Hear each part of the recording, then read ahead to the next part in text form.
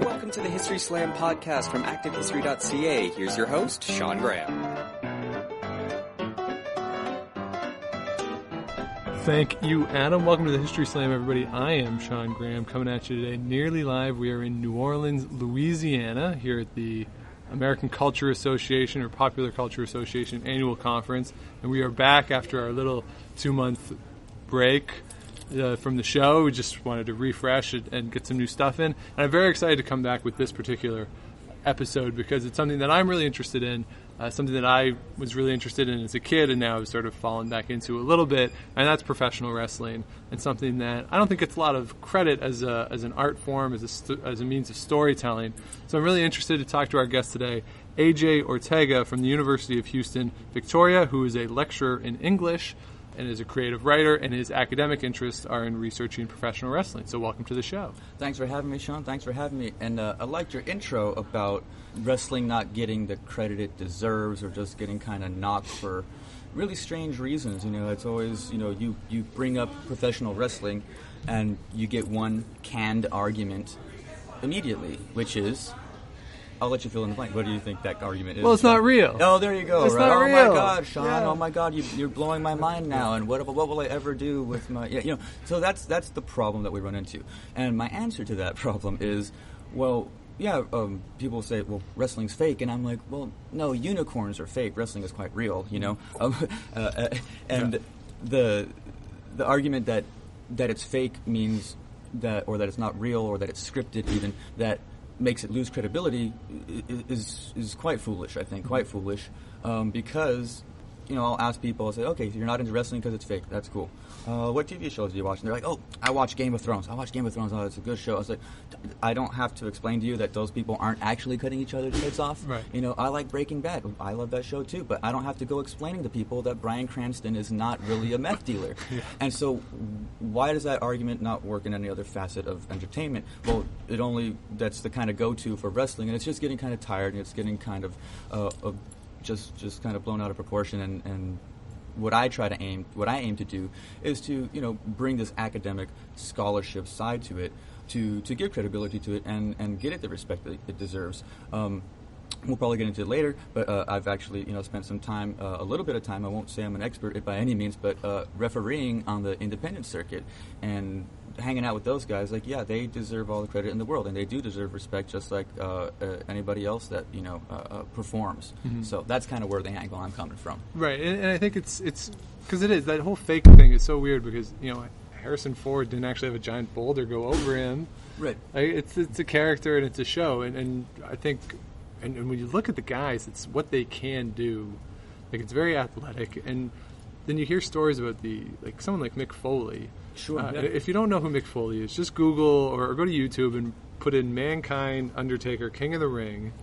I think it's 1998. Right. Watch what happens to Mick Foley and tell me that that's not real. Right. Certainly. Right? I mean, these guys take a beating doing this. Yeah, and it's all for the sake of storytelling, right? And so, in that match, Undertaker, certainly the bad guy. He's the heel, as it were. The antagonist, as we would call it in literature, for instance. Throwing a guy off a cage onto a table, well, there's only so many ways you can do that. Right. WWE doesn't use special effects, so that's not an effect. That's actually a man falling and hurting himself for the sake of a crowd's enjoyment, which is strange, certainly. And Mick Foley is one of the most interesting people and characters too.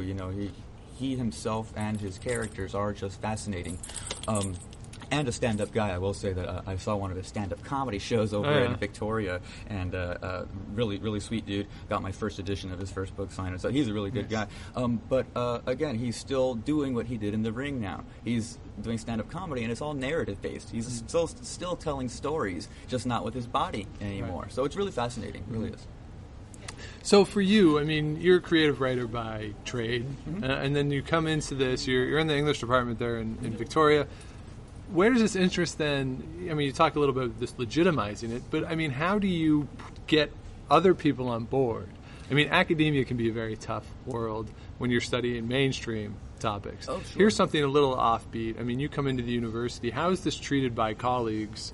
And how do you sort of promote yourself as a legitimate academic in something that a lot of people don't view as legitimate? Oh, a lot of it is having this conversation. And saying, well, well, yeah, wrestling's not real, but lots of the stuff we enjoy aren't real. It's all artifice, we get it. And so that's the angle I take. And another one of the arguments that I'll bring up is, well, I always like pop culture. Yeah, there's enough people studying all these, old text, medieval text, Shakespeare, all this, things that English majors that are on the course list, that's all there. And then more recently you get, pop culture studies that incorporate things like, science fiction, which I dabbled into. I did a presentation on the show Lost, about the narrative structure about that. Then I got into talking about storytelling and rap music for a bit, and again, that's pop culture. And so specifically with the hip-hop subculture, that's one I try to compare to wrestling, that hip-hop's very new. It's, late 70s, early 80s, depending on who you talk to, but it's a relatively new subculture, and then rap music being the musical art form for that subculture. Now you got classes about hip-hop and rap music, and you study the lyrics, and you read the books, and you take the classes, and so that exists, and that's a very recent thing. Professional wrestling's been around since the turn of the last century, in the early 1900s, it started out. And well, where's that credibility? Hip-hop got it in no time, and again, they're still kind of fighting that battle, but they're getting there, and they're making something happen. Wrestling, I think, has taken a whole lot longer to get that kind of credibility. My colleagues are all very interested in it, and I've taken some of them to wrestling shows, and they read my work, they support my presentations. All my supervisors, bosses, or whatever, as it were, just really, really supportive and into this. That, hey, you can say something smart about something that people look at as lowbrow, and you can't forget. I'll quote Chris Jericho, a fellow Canadian, right, of yours, Chris Jericho. He says that if Shakespeare was still around, he'd be writing for wrestling. Right. It's very much the same model. Shakespeare was not highbrow. No, only now we think it is. It was for the masses. Turn on your TV 7:00 Monday night. There's people performing for the masses with a stage, in a round, So there's a whole lot of parallels there. That's what I use to kind of be like, hey, you got to take me a little bit serious because this is the angle I'm coming at, So. I guess though you make that parallel to hip hop, which is really interesting. But I guess the difference that I would point out is that hip-hop is within the genre of music, and people can understand music, right? Professional wrestling, it's not sports. No. But it's not pure entertainment in that there's this athletic thing of it. And Vince McMahon created this term of sports entertainment. Yeah, they move away from the term wrestling. Wrestling, it's just not this sport, this notion of, and Vince McMahon comes in, like the younger Vince McMahon comes in and wants to attract families to it and get rid of this notion of, it bleeds, it leads sort of thing, and get into this entertainment part. So it doesn't really fit with anything else, which I guess is kind of what makes it really interesting, but also makes it a little more difficult to study, I would imagine. Oh yeah, sure, certainly. It is kind of like, it's hard to, we're here at this pop culture conference, and I was, for a while I was, do these presentations, and it's you don't know where you fit in this whole. Well, the show comes out on TV. Maybe I go on a television panel. Maybe it's a television studies thing. Well, what if you go to a live event? Sometimes those aren't televised. So is it a television event? And so you have to have that argument. And the truth is that it is all those things. It does incorporate elements of theater, elements of television, elements of actual wrestling. It does have its roots in the oldest sport, which is true, Greco-Roman wrestling, freestyle wrestling, true mat wrestling. A lot of those roots are there. And now it's just a stylized version of it. It is its own thing. There really isn't anything that incorporates so many things into one genre. Theater can come close sometimes. Theater can come close, and that's the closest comparison I can make.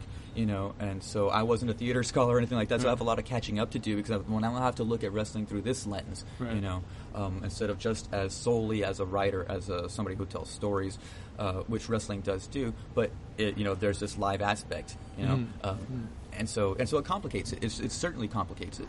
Yeah.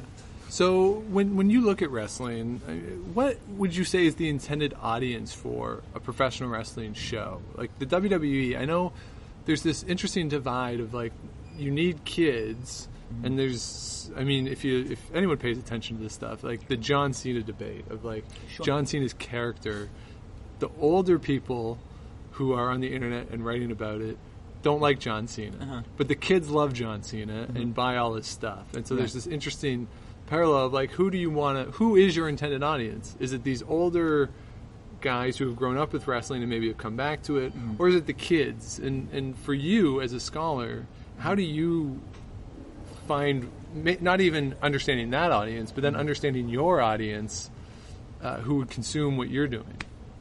Yeah, I think you have to look at it in two ways, I think. I'm going to try to get this right. So I think you got to look at it in two ways. So the part of it is, well, what is the demographic of the people that consume wrestling? And the truth of the matter is the demographic has expanded immensely. Like, we're talking, 5-year-old kids to grandparents and everybody in between, right? And especially once you have different types of shows. You have Monday Night Raw, then you have SmackDown, and then you have now you have NXT, you have the WWE Network, then they have like WWE cartoons and children's books and action figures. So that demographic is quite big, and so I think wrestling's for everybody. There's something for everybody, because it's not just one giant narrative, but there's also micro narratives within it between certain characters, certain feuds. Some are more family friendly than others, and so on. So there is something for everybody as far as the demographic goes. What I think has changed in wrestling is what they call the psychographic, which is, well, not just who's consuming this stuff, but why are they consuming? What are these maybe cultural impulses that make them flock to wrestling? And often the reason people watch wrestling is to be told a story. Nobody's watching it to see a legitimate contest. It's the illusion of a legitimate contest. And so if you look at the psychographic, people are watching wrestling for the same reason. Again, they're watching Breaking Bad or Empire or whatever show is going to be on TV because they want to be told a story. And so anybody that wants to be told an interesting story in an interesting way right before their eyes, that's who wrestling is for. But there's not a lot of things that then would cross the age gap that a 5-year-old can go watch it and that like a 50-year-old can go watch it. Right? Obviously, they would have different reactions to it. Sure. Right? The 5-year-old might think it's real and believe that this is a real fight, and the 50-year-old, would hope that they understand that it's not, and that it's the show, and they are trying to tell the story. But not a lot of stuff bridges that large of a gap that two people of such different ages can really embrace it. Right. Yeah. I remember, being dragged to go to the Nutcracker. Like, it's like now I kind of get it. Now I get it. Now I can go. Now I go to these things. But when I was 6, 7, 8 years, like, well, no. Well, what if the Nutcracker body slams somebody? Right. Then now and so now the 5-year-old's interested, right? And so I know it's like maybe a silly analogy, but I think that really is, part of what wrestling is. That I saw a statistic one time that.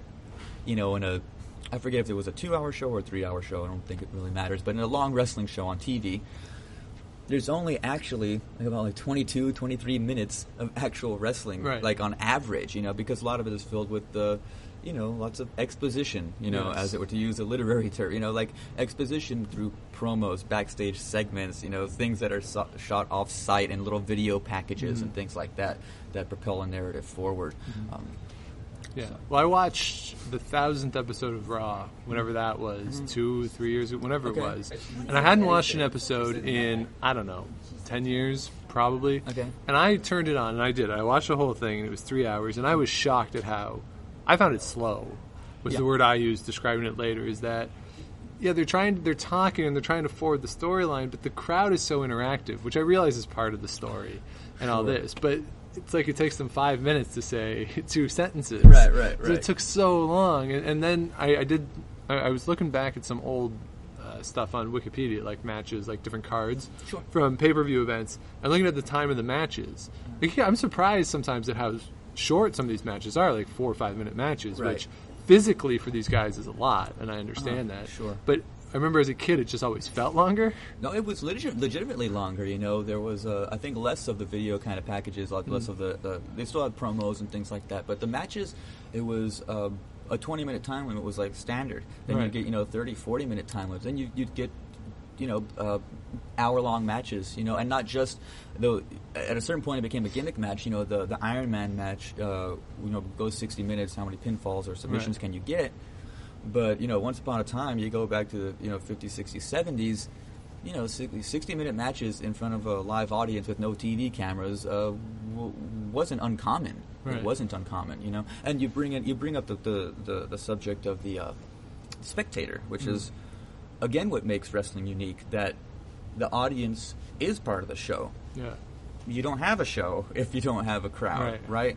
And it seems kind of like that's obvious and stuff, but in wrestling, the crowd is so important that they can even dictate the storylines and stuff, or maybe even mess things up. And so, like, I was just cracking up over the weekend watching a WrestleMania, and they have a Russian character who's a bad guy, Rusev, right? Yeah. He's just tremendous. He's great, and against John Cena, the all-American, really wholesome kind of character. And at a certain point, this kind of like what you mentioned earlier, this anti-John Cena fans made it well known that we don't like this guy. They start chanting John Cena sucks and this and that, and cheering for Rusev, which is like, dude came out in a Russian tank, like waving a flag and and degrading America and all this kind of stuff, which I find entertaining and stuff. It's it is a show. I'm smart enough to know, hey, he probably doesn't really mean that and all that stuff. I believe the guy isn't even from Russia. No, it is not the even actual from Russia. Man, right, exactly. But it's like, well, how many times do actors play roles of people who aren't that ethnicity or race? Exactly. And we accept that, though. Yeah. We accept, they're acting. So okay, well, so's Rusev, Right. But the crowd there was like, in a certain way, kind of subverting the storyline they were going for. Like, these are the clear good guy and bad guy. It doesn't get more basic than that. That's the oldest story in the book. Get the American versus the foreigner. Yeah. And this time around, the crowd was like, well, no, we're cheering for the foreigner, even though he's a bad guy, even though he's saying bad things about the USA. And you don't get that again when you go to a play. You typically don't get that. You don't get that. Maybe you get a little bit of that, like at a rock concert. Something like that. If people chant for a song or chant for an encore. But even then, it's not dictating a narrative. Oftentimes, it's not. So again, wrestling becomes this very unique art form, and I do treat it as an art form. Yeah, I guess maybe the closest comparison would be maybe stand-up comedy, where there's a heckler there and there's interaction between the comedian and the heckler. Right. But it's not the same as a crowd of 20,000 people. Right. I like I said to you before, I listen to it. I don't watch it much, but I do listen to some of the podcasts, like the meta stuff, like talking about backstage and what makes interesting storylines. Sure. I find that really interesting, and then how the WWE is responding to their crowd. And after the Royal Rumble, I did go back and watch the Royal Rumble match from this year, where the crowd, it's clear who's going to win at about halfway through the match. Yeah, and the crowd understands it and boos the whole way. Yeah. And it really changes the experience for the viewer watching at home. Like that level of interaction is really unique. Right. No, it's really interesting. That Royal Rumble and then leading up to this WrestleMania, with WrestleMania being hyper successful, Royal Rumble, people being very giving a lot of criticism, and I'm always careful, especially ever since I spent some time refereeing on the independent circuit and got a respect for the guys and everything. I try not to be too critical of the product. I mean, I'm not a Vince McMahon. I'm not on their creative writing team. I'm not in the ring taking those bumps and stuff. So I'm like, well, I just kind of watch it for what it is, and then kind of analyze what's there. But that Royal Rumble match was interesting because you get to the end, and it should be suspenseful to the end, but then you have one baby face and four heels in the ring, and so you know which way it's going. And it would be more interesting if you had all the baby faces in the ring, and then the crowd's like, oh my god, who do I cheer for? I like all these guys. Right. And so that, I think, makes for more interesting storytelling.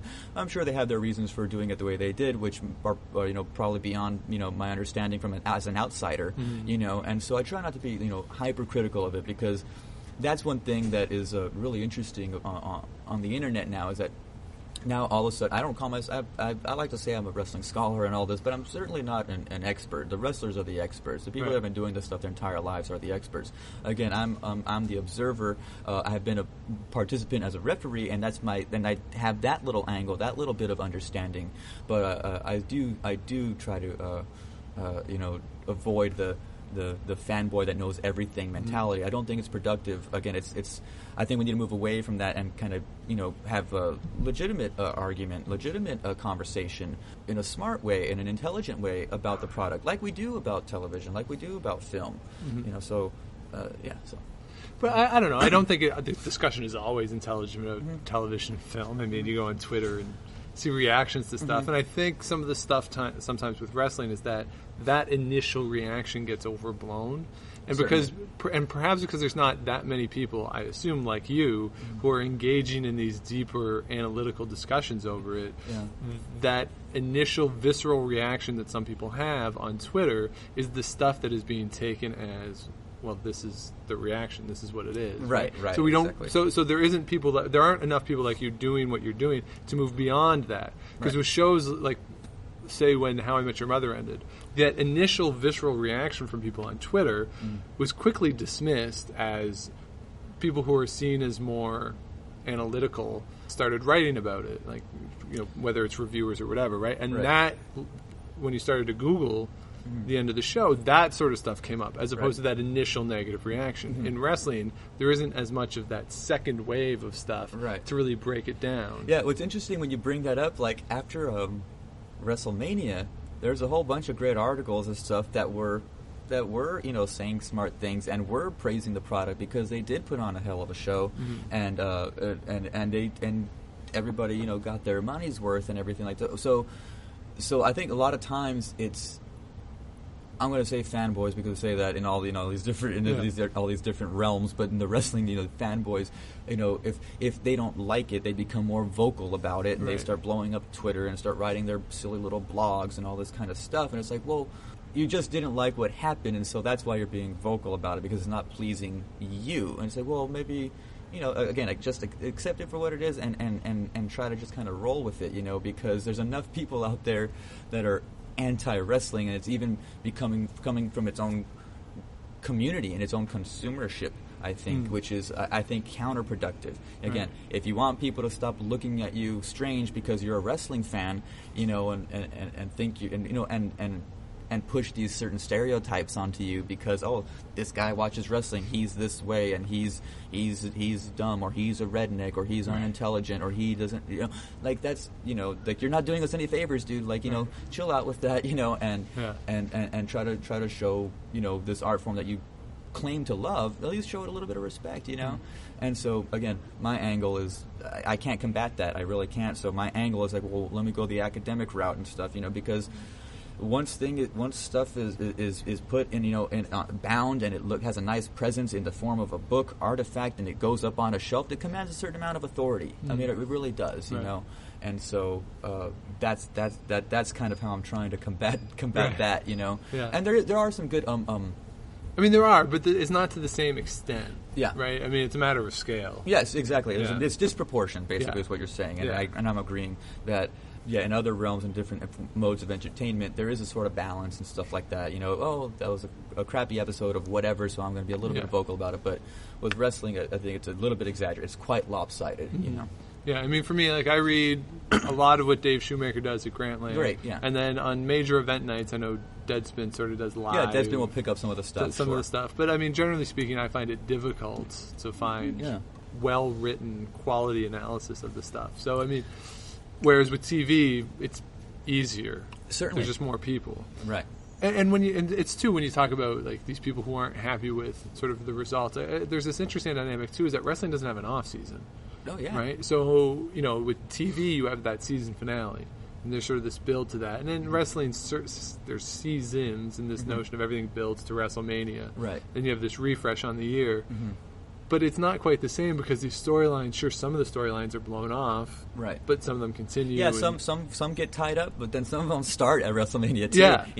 As soon as one storyline ends, it's like, we have a show tomorrow. Right. Like, what's the next step? Right. And they're not looking one step ahead. They're looking 3, 4, 5, 6, 10 steps ahead.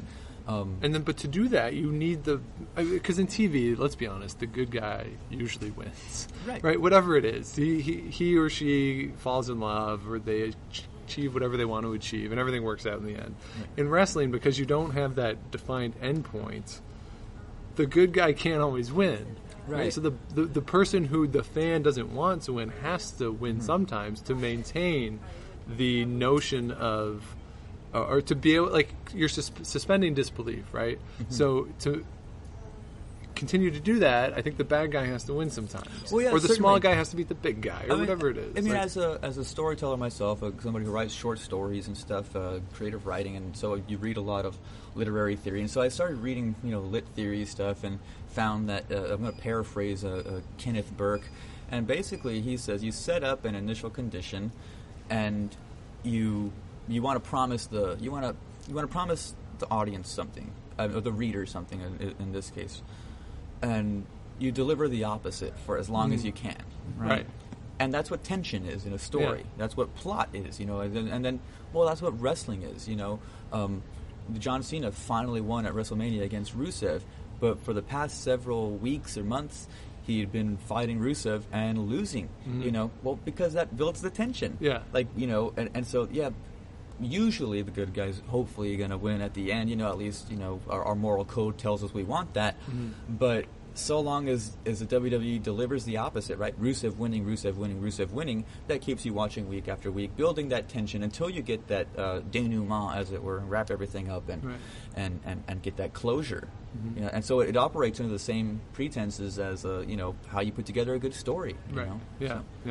So one of the things you mentioned is that a lot of the times it's good guy versus bad guy, and there's certain stereotypes. Rusev is a good example of the Russian evil character, and it harkens back to Nikolai Volkov and as the USSR guy, the communist guy who comes over, and then he gets converted, and all that stuff, all that fun stuff. And you've written about stereotypes in wrestling, and I think everybody can think of these tropes of the main Hulk Hogan guy, and that's sort of passed on now to John Cena as this ultimate American good person.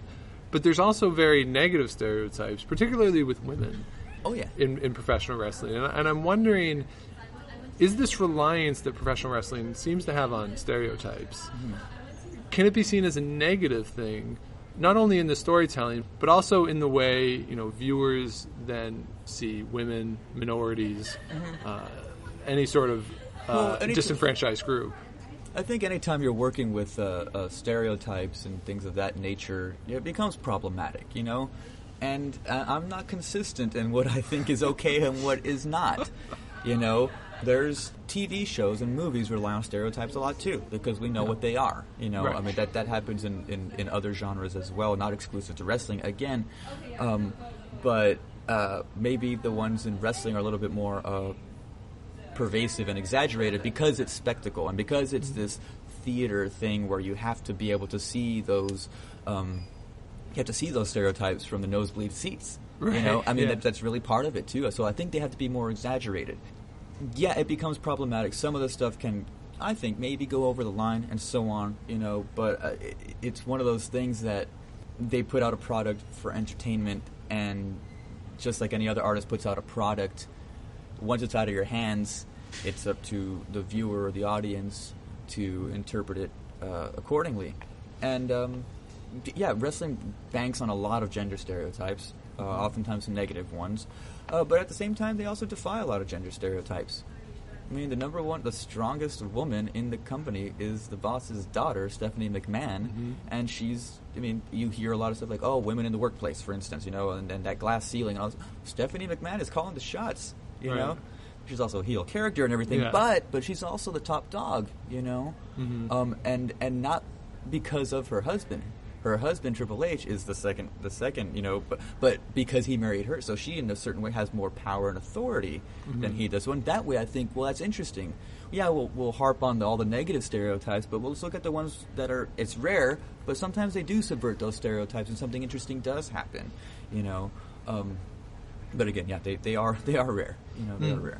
I mean, but you can say, sure, Stephanie McMahon is in control to a certain degree. I mean, I think there's still this notion that Vince McMahon. Well, I mean, her character. I'm sorry. There. Oh, the character. Okay, the character. Stephanie McMahon, the character, is calling the shots on the show. Right. Yeah. So she's in charge, but at the same time, in a 3-hour show, and for whatever reason, Raw is 3 hours, which there's been a lot of complaints about that. Sure. Yeah. That's too long. Is a little bit long. Yeah, but in a 3-hour show, the women's division gets 8 minutes or something. Like so even within that realm, there's this notion of, well, they're not really getting enough credit. And I've watched a couple women's matches. These women can do some really good stuff. Oh, and that's the thing. Like, I just wish from an aesthetic standpoint, like, women's wrestling it looks differently. It looks different than two men wrestling. Yeah. And I don't mean just because of the body, but because of the movement. Yeah. Because of the movement. And it is aesthetically pleasing to see two really good women wrestlers go at it. And you see a lot of great women wrestling in Japan. You see a lot of great women wrestling in Mexico. You see a lot just in the independent circuit in the U.S. and even Canada, I would imagine, and everywhere. But once the televised product of the WWE gets a hold of it, it's kind of rare to get that caliber. I don't know what the reasons for that are, but you get Trish Stratus, a tremendous wrestler, Gail Kim, Lita, these very talented, athletic women. Right now you have AJ Lee and Paige, who are both just tremendous athletes. But you're right, they're not getting a whole lot of screen time. They're kind of they're totally taking a back seat to the guys, and that is problematic. I think that is problematic. And oftentimes everything is just reduced to very simple kind of over WrestleMania they did this kind of a Mean Girls kind of storyline, with the Bella twins and stuff, because they're maybe more traditionally aesthetically pleasing to the eye because their appearance, and so that was something they just banked on, and it seems kind of again one of those gender stereotypes that women are catty and this is the way they are, and it's like, well, let's do some.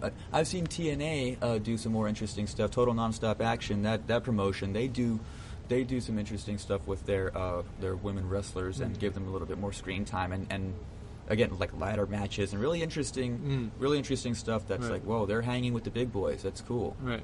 But that reduction of female characters to these stereotypes of either cattiness or often it's over a guy.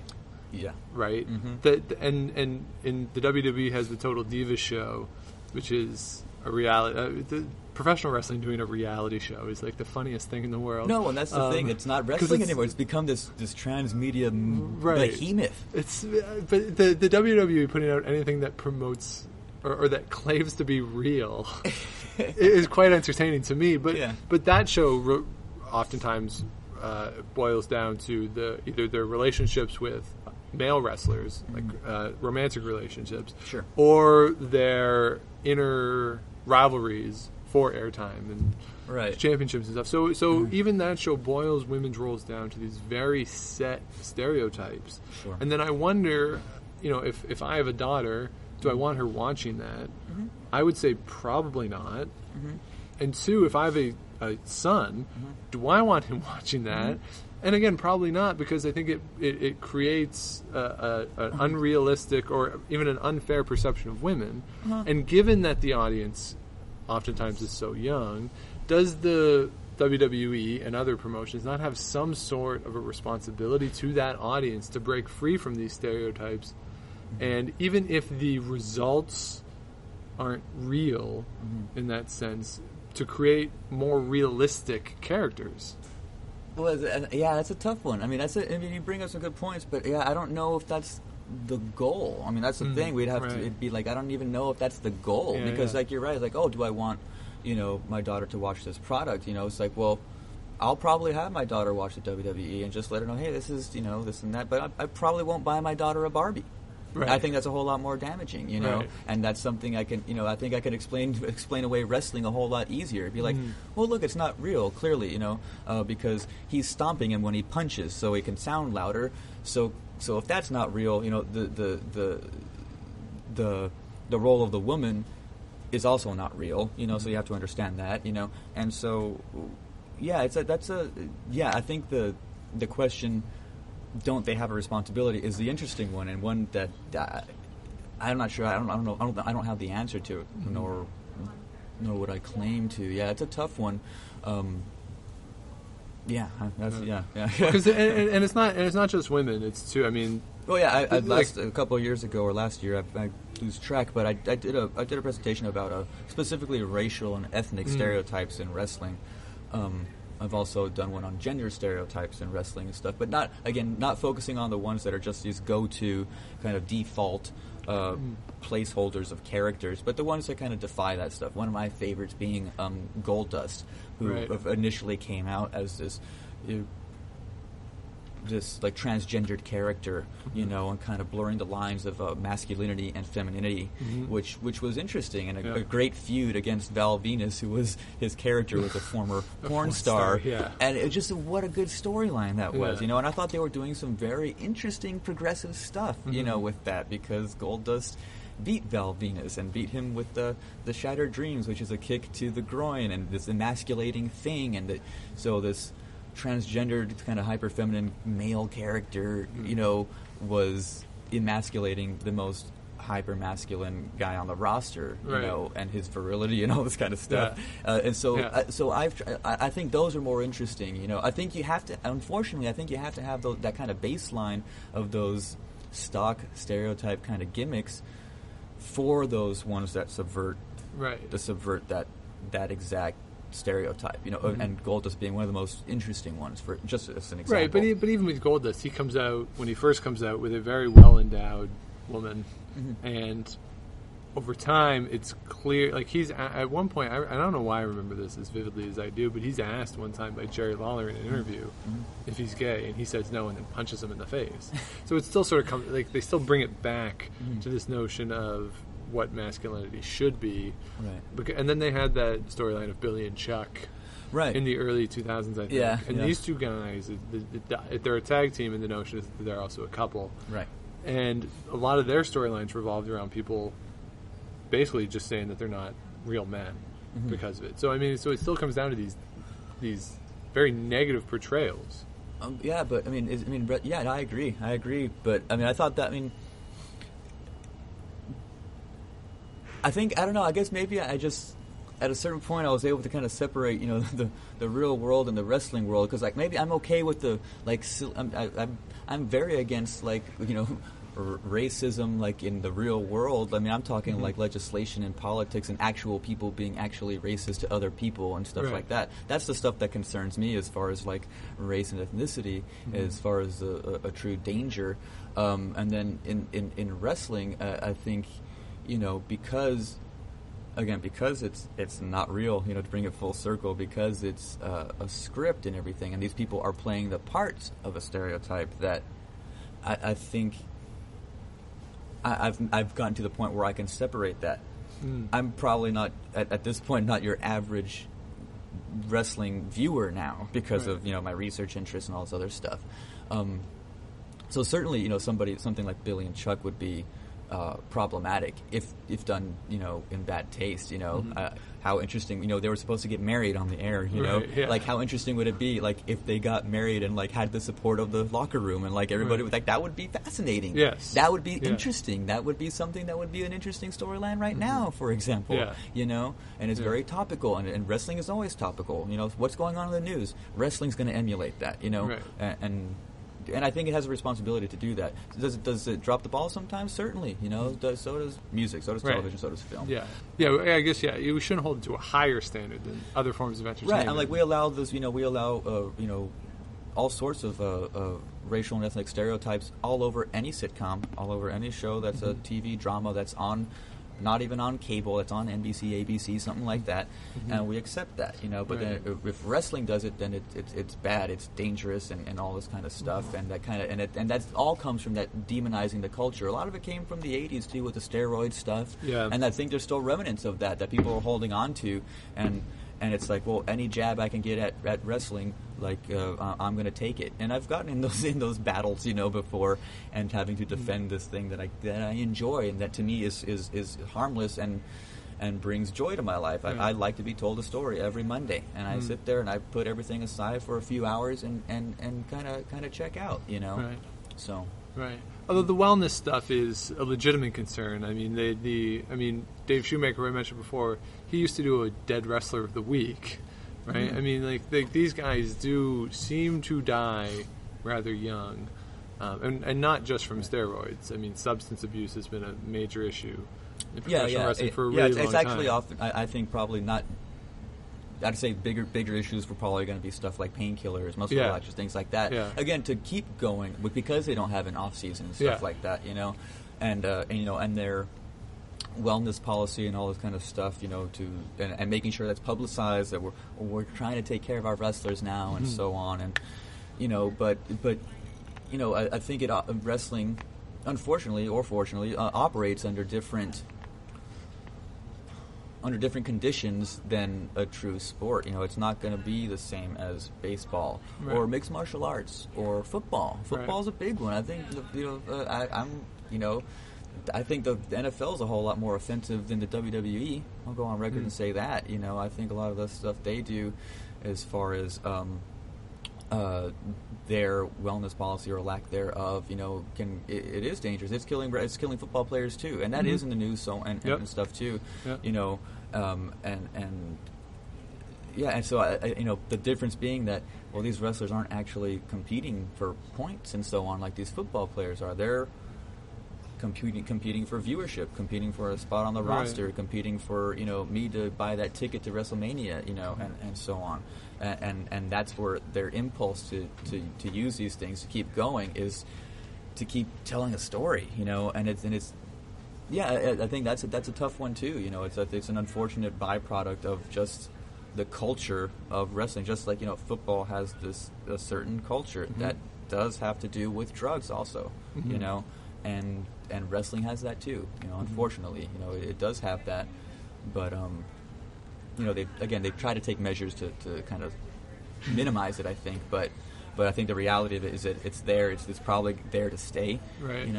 Right, and they've been criticized for being late to it as well, as opposed to other, at least sports leagues. I mean, and Vince McMahon does make a very good point when he says that actors can go off and go do whatever, and they're entertainers, and no one really says too much. Exactly. Right? But I guess the difference is that for wrestlers, at least the ones who are under contract to him, there's some sort of a responsibility there.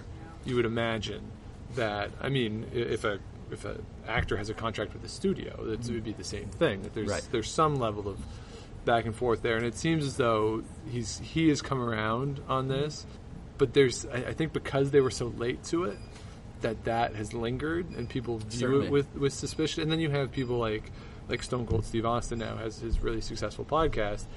He brings former wrestlers on and they tell their stories from the road, and they sit around and laugh about it. Yeah. Right? Which, okay, I mean, in retrospect, some of these things are funny, but you hear about what has happened and then you see what has happened to people like Jake Roberts or Scott Hall.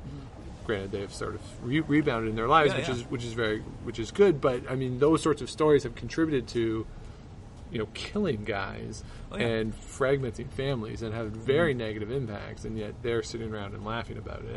And so you talk about this culture, and there is a culture in football, and the guys in the NBA in the '80s was all like cocaine and stuff, right? Certainly. Like, so these things did exist, but I don't know. It seems to me like wrestling hasn't had the same reaction from the top level to try and stamp it out with the same level of veracity that has existed elsewhere.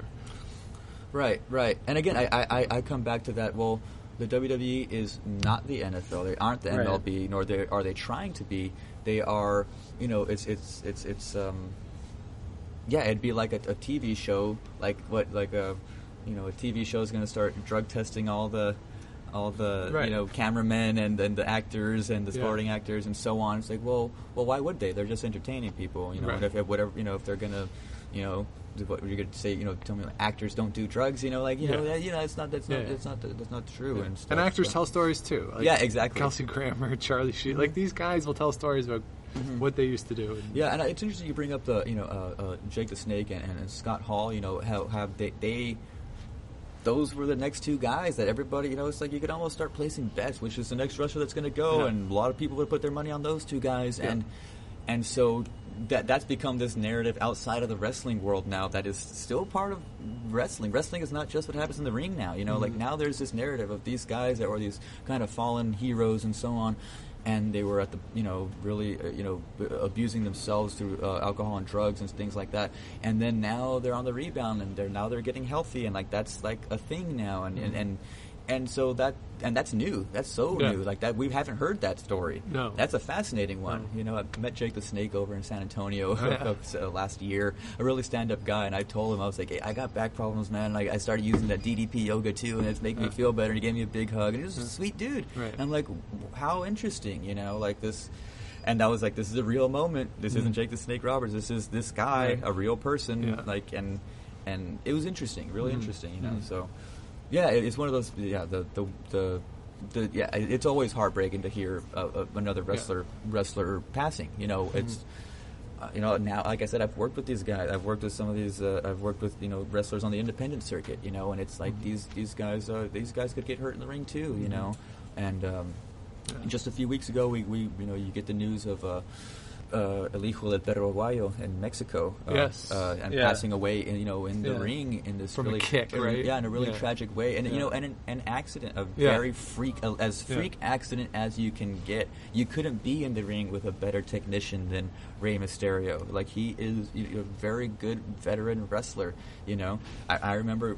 My father and my little brother, we would go to Mexico and we would see Pedro Aguayo, the father. We would see we saw him. He was like the Ric Flair of Mexico. We would go check him out and this and that, and then to see that his son, the top heel in Mexico. Like I put him like on the level of a Randy Orton, Okay. And you see him, die in the ring, and he wasn't, super huge and everything. Don't know if he was doing anything as far as drugs, but he wasn't killed by drugs as far as we know. We saw it happen, and it was through a physical action, and so that's as big of a tragedy as anything else, and so.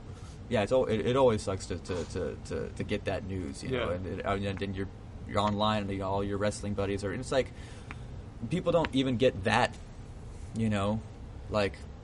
Eddie Guerrero died. I was a mess. I'm wearing my El Paso shirt. Nobody can see this, but I'm wearing a T-shirt with Texas on it that says El Paso. I'm from El Paso, like my home.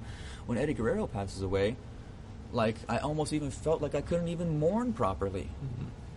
Like, people were allowed to mourn like John Lennon, People were, like if your favorite musician died, your favorite actor died, Robin Williams. What a tragedy. That broke me too, on the same level, But it's like I almost felt like I couldn't even mourn properly because like, well, this is somebody I looked up to. This is something that meant something to me. Yeah. He's actually a hometown boy. Like I have all these weird connections to him. He's Latino. He's Mexican American. It's great. I am too. He's finally that character that I saw who was us on TV. And he passes away in this tragic way, and again, because of the stigma around wrestling, this negative stigma, I even felt that like, man, I can't even mourn the same way somebody else could mourn one of their entertainers because he's a wrestler, and that's strange. That's weird. It is a weird. There is this really weird stigma, and even for you to say that, I find it really interesting because you are from Texas, and I grew up in Southern Ontario, so it strikes me that there's a much stronger wrestling culture in Texas because so many major guys have come out of Texas. Right, the Von Erichs are from Texas. Steve Austin, Shawn Michaels, just guys from sort of who I know. And even before then, the Texas wrestling scene has always been big. And you mentioned like Rey Mysterio and the lucha libre Mexican style, which also exists. These guys come to Texas and wrestle we get that all the time.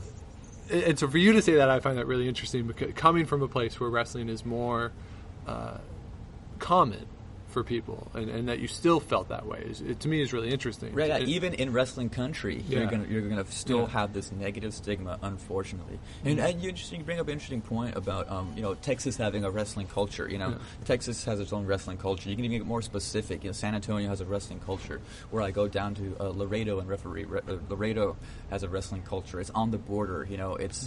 It's kind of American wrestling, but with a little bit of lucha elements, maybe because of just proximity and the people that are coming over to work your shows and so on.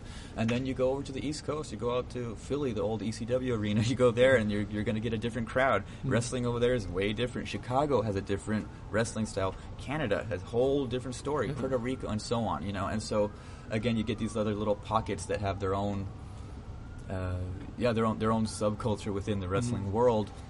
That operates under different parameters, Right, and it sort of harkens back to the old territorial days, right? Where each there was basically a wrestling organization for each part of the country, right?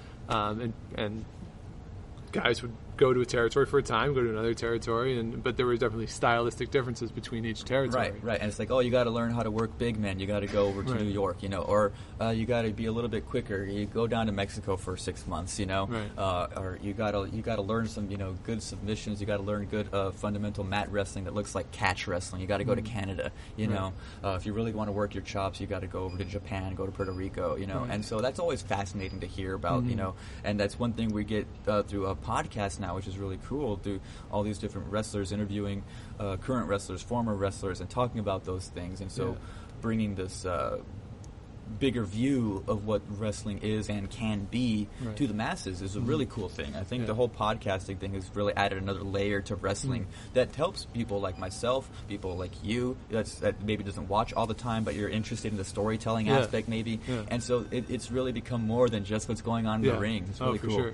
For sure. So now I do want to talk about your refereeing, because this is really interesting to me, because what you talked about yesterday was refereeing. I did not realize until I saw you today, because I couldn't go to the presentation yesterday. I did not realize that you were doing this from a first-person perspective. I assumed that you were just studying the referee, because, the referee, Jerry Seinfeld has a bit about how being a wrestling referee has to be the easiest job in the world, because you're like, you want to hit him with a chair? Yeah, go ahead. That's great. I don't know that bit. I would love that. I love Jerry Seinfeld. You're a referee in a sport with no rules, basically. Right. But the referee really is an integral character in the story. Oftentimes it has to do with the referee's back being turned or getting knocked down. Right. Oftentimes the referees have to, like, the weak in the story are like the weakest guys in the world. Well, when you're supposed to be, that's what you remember. That's what I'm going to point out. That's what you remember, Sean. So and that's really a good astute observation you have there. That usually they're portrayed as like a bumbling idiot, right? Basically. But then there's times, you've seen matches where the referee will disqualify somebody. Storyline, all that kind of stuff. But at that moment, he's playing the role of the official, doing what an actual official would do. Right. Or they grab the chair out of the guy's hands before he hits the other guy. Right, all that kind of stuff. And so they have certain spots and stuff like that. And so I find that stuff really interesting. And so I'm doing my wrestling research and all this kind of stuff. And at a certain point,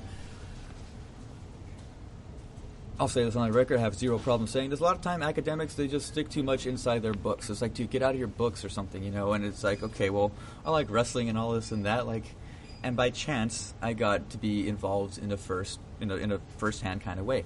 The way it went down is I have a roommate. I was living in Austin at the time. I have a roommate. He had a friend in he's originally from Laredo, and he's like, oh, you watch wrestling, you study wrestling, you write about wrestling. I have a friend down in Laredo. He does that. Like, you should add him on Facebook, as it were. Add him on Facebook, exchange a few messages. It's all cool. He comes up to Austin. We go to 6th Street one time, and all this. So we hang out. We get to know each other. And one day he sends me a Facebook message with a link to YouTube of one of his matches, and he's like, "Hey, check out one of my matches. Give me some feedback, whatever you can." I gave him 6, 7, 8 pages of notes, something ridiculous, deconstructing the match, move for move and every arc, just being, being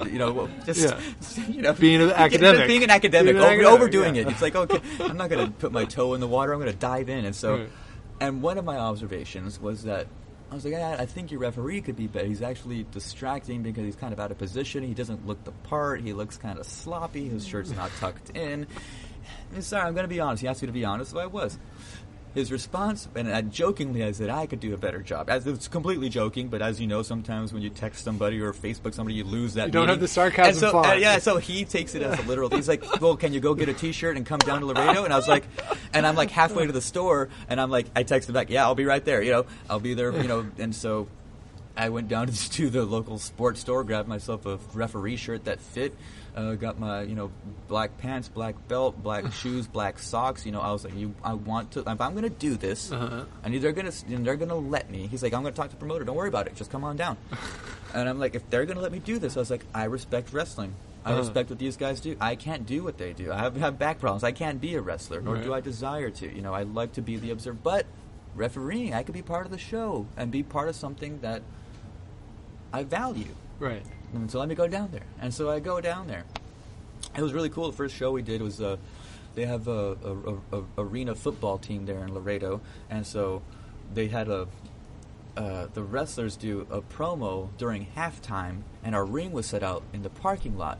So after the shows, like everybody that came to the arena football show, you're invited to a free show for a 5-star wrestling in Laredo. I'll go ahead and give that plug there. And so we get a pretty good crowd. This is like my first time doing this, and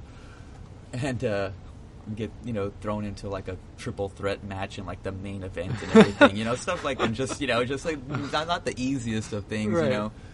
And the promoter who's also a wrestler was in that match, and he's a heel, and he wins, and he throws the other two guys out of the ring, and he grabs me, and he just whispers to me, he's like, just roll out, and he just grabs me, and he throws me out of the ring, and so I roll out, like I've seen it enough times, I'll figure it out, and so right. and so it went on fine, it went fine.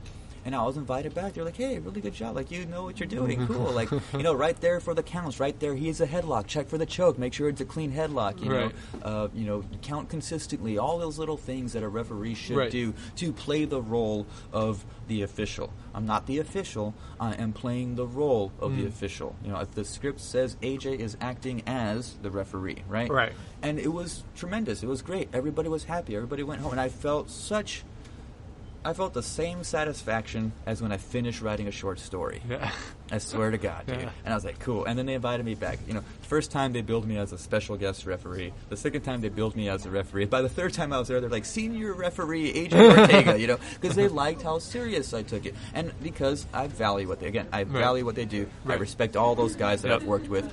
And they've all just accepted me into this strange fraternity, this strange brotherhood of people who are in this world, and we're all on the same page because we're all trying to tell a story and send the people home happy, and it was a good feeling. It's a good feeling, and seeing that other layer of it firsthand, again, just heightened my the respect I already had for wrestling, was already striving for, just kind of skyrocketed, right. And then they would, the guys would be excited, like, oh, you're going to work my match, cool, you want to do a spot here, do this and do that, and they're like, oh, well, don't be afraid to put your hands on us, separate us from the corner, but you can be physical. I was like, oh, cool, and they like that there's a referee willing to be that third man in the ring that's going to propel the story forward. Because think about it, it may seem simple, but you need the referee to construct meaning for the audience. Right. The villain isn't a villain unless there's a referee there to stop him from doing villainous things. Right. Right? Otherwise, it's just two guys in the rings doing stuff. Yeah. And you're like, well, what's happening? So you have to have that referee. Otherwise, you don't have a story. You have to have that referee to construct meaning for the audience. And oftentimes, it's very overt pantomiming stuff, Like, oh, he's choking him. You do that, 1, 2, 3, 4. He breaks at 4, and you reprimand him. You get in his face and you wag your finger at him, and they love it. And they shove you out of the way, and then they keep on fighting. And it's great, And it's like, and 5 minutes ago we were backstage talking about how we were going to do and how we're going to tell this story, and and like, oh, how are your kids doing? How's work and stuff like that, And then we're out there and then playing our roles, and it's fun. I've never been an actor. Well, now I have. I wasn't an actor. I'm not an actor by trade, but I've done a little bit of acting now. I think I've legitimately done some acting. It's interesting. And have been, one match called for, the referee to get knocked out at some point. I was like, oh, I wanted to work up to that, and so cool. And so I took a corner bump. I was in the corner, out of position. Somebody whips into me, and I get smashed in the corner. I fall down because the guy's bigger than me, obviously. And so I fall down.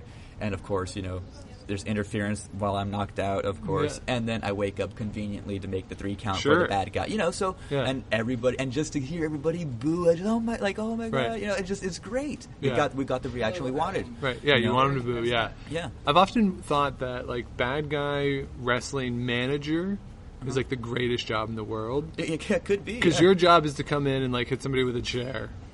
Yeah. Or to go into the crowd and be like, "Hey, everybody, it's Philadelphia. The Phillies suck." That's your basically job. Cheap heat, as you call it. To me, that's negative. Getting negative reactions would be so much fun. But the other thing that the and you say the suspension of disbelief. I mean, we have to suspend disbelief. Earl Hebner, who was the main referee for the WWE for a long time, if he was actually as incompetent as his character was, he would never be a referee. He would never be a referee, right? He would have been fired 87 times. So the referee does have to have this sort of bewildered thing for the crowd, but they also, from what I understand, are integral to the match in terms of the communication between the wrestlers. Yeah, I think maybe that happens a little bit more so. Well, I guess it's just going to depend on who you're working with. Right. But in my experience, let's say in the independent circuit down in Laredo for 5-star when I work for them, when I go down there, they usually have their stuff figured out, and I just let them know. They're like, oh, well, so-and-so's going over with a super kick. And so that's just kind of what I look out for. Everything else, I just do the pantomime and be where I need to be. And everything in the middle, they kind of fill in, and they kind of improvise or whatever.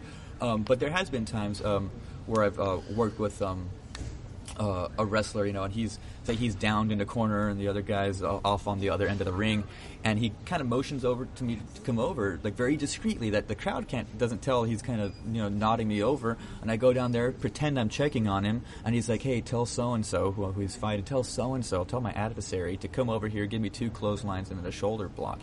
Okay, so and then you go over here and you go to the other guy, you pretend to reprimand him or something, but you're actually communicating him. Right. You're just like, hey, he wants to give you 2 clotheslines and then hit the ropes and give a shoulder bump. And they'll do it and stuff. And then, and then afterwards they'll be like, oh, thanks a lot for helping me out with that spot. It's like, cool, and it's very, you gotta, as a referee, if they want to utilize you, you got to be thinking on your toes. And I think, some of the guys realize that, hey, okay, AJ is aware, he knows what's going on, so we can utilize him in this way. Mm-hmm. Sometimes the referee is just there just because you need to have a referee and they just get somebody to put their shirt on. I've seen independent shows where they aren't very professional. That's why I like working for 5-star, that they like that, AJ's being professional as a referee, and it lends something to our product that we're trying to do. I've seen some other promotions where it's like, dude doesn't even have stripes on his shirt. Right. It's like, how are you supposed to be a referee? It's like, you're not an undercover cop. Yeah. Like I need to see your uniform, right? Yeah. And it's like, well, and you don't. With very few exceptions, you don't want to be wearing shorts. You don't want to be wearing jeans. You want to you want to look the part. In some way, you have to look official, right? Yeah. Turn on the UFC. Their officials all wear the same uniform. They got the black shoes, black pants, black shirt, and so on. And and because they have to look the part. You have to look the part. Like, that's how I know you're the official, not just some dude off the street. And it seems like this very simple, like, costume thing, but that's what wrestling. Again, got to go back to theater. Got to go back to theater. Yeah. If I don't look like a referee, I'm not a referee, and the referee and the crowd won't buy it. Yeah. Yeah, and which is the most important thing, is that buy-in. Although I have to say, I really liked it when the WWE, back when it was the WWF, used to have the referees in bow ties. That was always fun to replicate the boxing look. No, it was really cool. I always enjoyed that. The blue shirt with the little bow tie and stuff like that. That was always fun. It always seemed so out of place. It was just really interesting. And then SmackDown for a while, they had like blue shirts, they had blue polos with the logo, a blue polo with a logo, which is really interesting. Mm-hmm. But I think you go old school with the referee classic, stripes, like that. You look like an official. You look like an official that's on the sideline of the NFL. You look like an official that's on a basketball court. And so again, it's not a legitimate sport, but we're trying to maintain the illusion that it's a legitimate sport, so we borrow from legitimate sports. Right, that suspension of belief. I can believe this guy is a referee because he looks like one. Right. Yeah, it really does. And even looking the part, like right now, I usually wear a beard, and so when I referee, I shave, and I look like I'm, I have shaved 10 years off me, because you don't want to look more masculine than the wrestlers. A lot of wrestling is about hyper masculinity and these big, scary looking, tough guys and everything. I'm not a big dude, and like when I shave, I look just like a referee, and so even that is a little thing that, like, I'm like, oh, here we go, and like it's like I gotta shave for just so I can look the part, that's how serious it's a silly little thing, but like, whatever I can do to make it look good, whatever I can do to send the people home happy, whatever I can do to help this promotion that's invited me in and give me this tremendous experience, and the satisfaction of being part of something that's bigger than yourself is just invaluable, invaluable. I've been so busy with work, I can't get back down there, and I'd want to. Maybe this summer I'll have a chance to again. Yeah. Well, I mean, it's really cool, and I think what you're doing is really interesting. And you said, and I don't know if a lot of people know how this, at least listeners of this show, how this conference is set up, but it's set up by area. So when you submit your abstract, as opposed to like the CHA or other conferences, you just submit it to the central registry. Here you apply to a specific area. Right. And next year you're saying you were hoping that you could get a wrestling area. Yeah, that's kind of or our in goal. The next year or two. Yeah, in the future, that's my goal. When I started coming to this conference and trying to find, like, okay, I'm saying smart things about wrestling. Where do I say this? Like, what's the home for this? And so I found a home at the Popular Culture Association conference.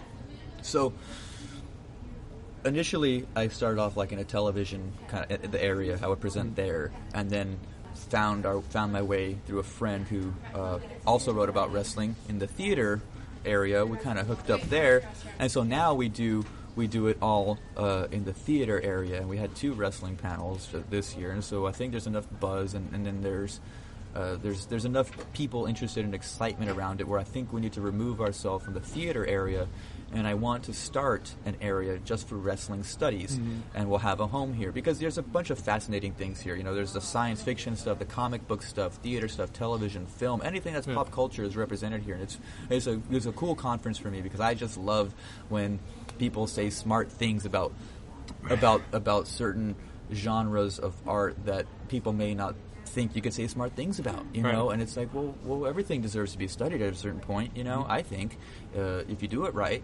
And so, I'm hoping that we can have our own kind of wrestling studies kind of cohort that kind of, has a home here at the PCA. Yeah, no, that would be really cool. And in the meantime, if people want to sort of look up your stuff, what's the best way for them to do that? Oh, sheesh. Best way to look up my stuff? Just Google you? Yeah, you could just Google AJ Ortega. Yeah. You can even anybody can shoot me an email. It's ayortega@gmail.com. I'm completely fine with that too. Okay. And so there'll be a website going up soon and stuff like that.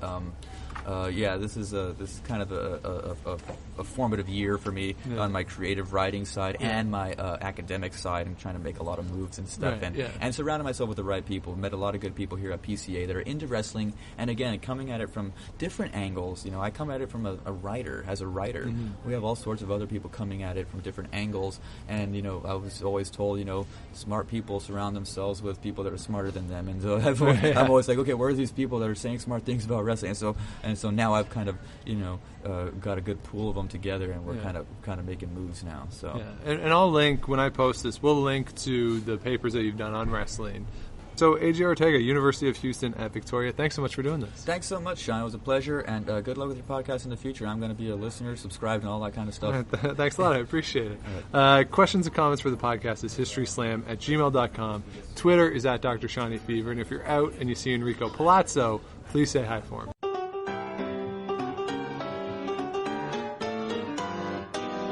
Thanks for listening to the History Slam podcast. Be sure to check out Active History for more features, articles, and be sure to subscribe on iTunes.